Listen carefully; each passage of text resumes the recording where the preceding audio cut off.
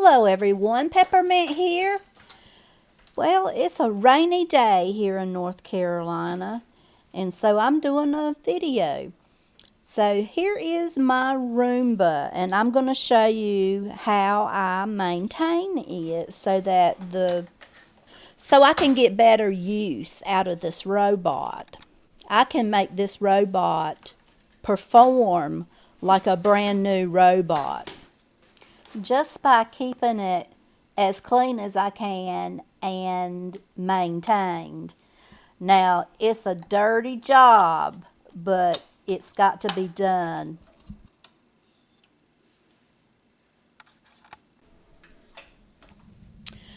I'm showing you here how to empty the canister on this robot.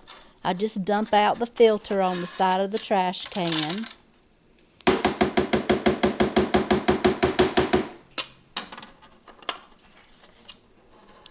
Now, I've had this robot for a couple years now, and I go periods of time where I don't use it, and then I go long periods of time where I do. And during the times that I do use it, I can really tell a difference in how clean my carpet is. Now, I have dogs, and they're looking at me right now when I said dogs. They know I'm talking about them. But I have them, and this robot is a good little contraption for hair control. So when I'm cleaning it up fairly good, I get out my shark vacuum cleaner because I need a vacuum cleaner to clean the vacuum cleaner. Well, you might think, well, that doesn't make very much sense, but this robot is not a replacement for my upright vacuum cleaner. My vacuum cleaner does a whole lot better job than this robot. However, when you don't have to push around a vacuum cleaner, then, it's kind of worth it. As long as you don't mind doing some maintenance on the robot, then you would like this. So I took the brush out, and I am just combing the hair out of the brush. That's usually what's on mine, is hair, dog hair. I have been known to get a seam ripper out of my sewing kit to cut the hair. But because I have short-haired dogs, it doesn't wrap around. But if it's my hair, then it will wrap around there, and it will need to be cut. I have had to get the scissors out, but yes, that's what you have to do. You have to get the hair off the brushes. And the end of these brushes, you have to check that area to see if there's any hair wrapped around the ends. And if there is, you need to get it off. So I have this little plastic comb, kind of like the comb they used to give you in school on picture day. Remember they used to give you a comb, or at least at my school they did, to comb your hair just before you get your picture made?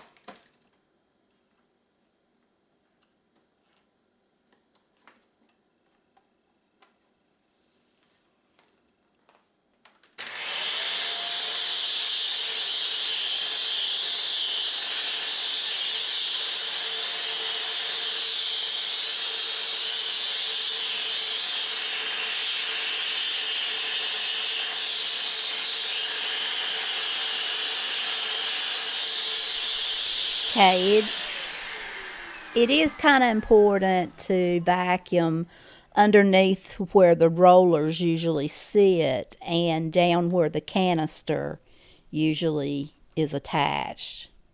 So I'm just taking everything and putting it right back the way it was. And yes, I know this is a nasty job, but it has to be done to keep this machine good and working well.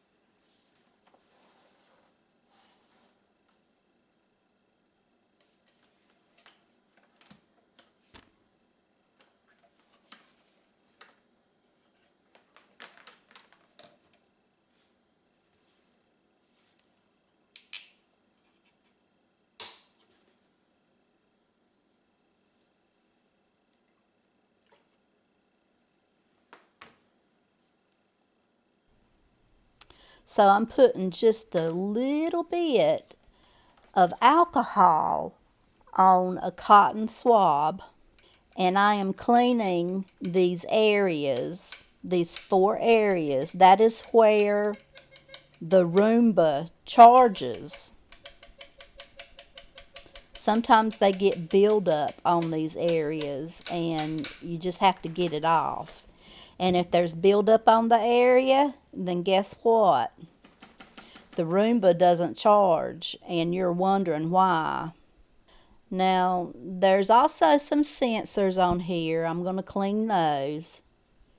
Just a little bit of alcohol, not a lot, just a little bit. And everywhere I see what I think is a sensor, I am going to clean it.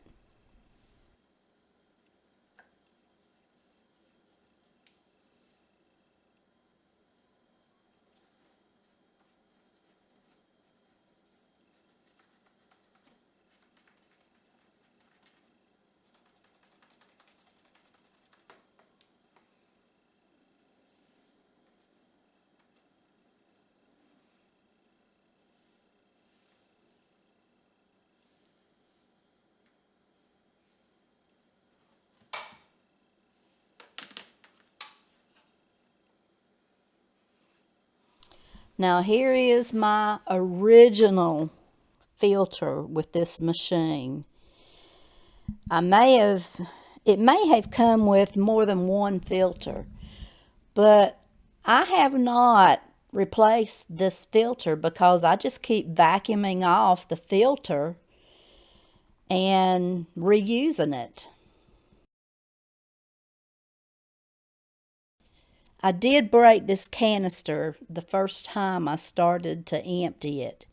I just broke the little latch. I don't even remember what it looks like because it's been so long, but it didn't completely break it.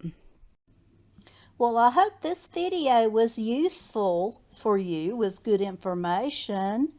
I hope it helped you to decide whether you want a robot or not and what you will have to go through if you do buy one in order to be successful with it. But I hope everyone has a nice day too. So have a nice day. Bye-bye.